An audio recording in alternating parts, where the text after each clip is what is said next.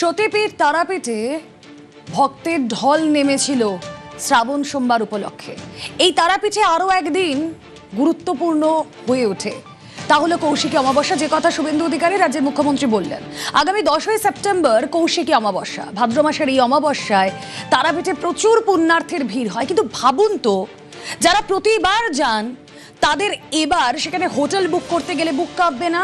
তাদের মনে পড়বে না আজকের এই আগুনে জ্বলে মৃত্যুর কথা? তাই বীরভূমে এবার স্পেশাল অডিট টিম তৈরি। কৌশিকী অমাবস্যার আগে বিভিন্ন হোটেলে ভিজিট। কথা বলবো, সুপ্রতিম রয়েছেন সঙ্গে। সুপ্রতিম, দেখো, আজকে যে ঘটনা ঘটেছে তারাপীঠের হোটেলে, এবং সেই ঘটনার পরেই কিন্তু প্রশাসন নড়েচড়ে বসেছে এবং একটা স্পেশাল অডিট টিম তৈরি করেছেন বীরভূমের জেলা শাসক। এবং সেখানে কিন্তু 9 জন যে টিম রয়েছে তার মধ্যে রামপুরহাটের এসডিও রয়েছে, এসডিপিও রামপুরহাট, বিদ্যুৎ দপ্তরের প্রতিনিধি, পিডব্লিউডি ইলেকট্রিক্যাল এবং পিডব্লিউডি সিভিলের প্রতিনিধি, টিআরডি এর প্রতিনিধি এবং ডিজাস্টার ম্যানেজমেন্টের প্রতিনিধি নিয়ে 9 জনের একটা স্পেশাল টিম তৈরি করেছেন।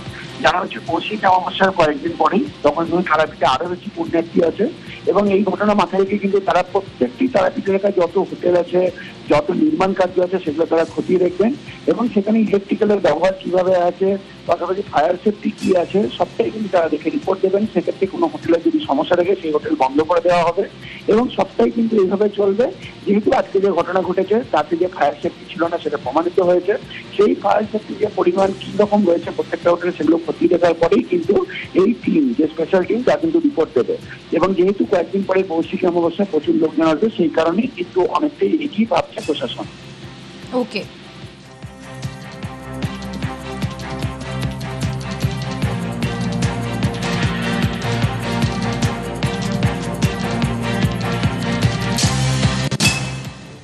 আর এবার যে খবরের দিকে নজর রাখবো, তারাপীঠের হোটেলে আগুনে মৃতদের পরিবারকে ক্ষতিপূরণ রাজ্যের।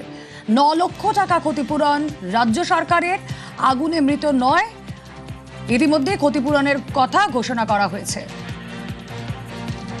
মাননীয় মুখ্যমন্ত্রীর নির্দেশে যারা যে সমস্ত ব্যক্তিরা মারা গেছেন তাদের জন্য আমরা ডিএম ফান্ড থেকে, ডিস্ট্রিক্ট ফান্ড থেকে আমরা তাদেরকে 4 লাখ টাকা করে দেব। আর সেই সমস্ত ব্যক্তিদের, মৃত ব্যক্তিদেরকে মুখ্যমন্ত্রী যে ত্রাণ তহবিল আছে সেখান থেকে আরও অতিরিক্ত 5 লাখ টাকা করে দেওয়া হবে।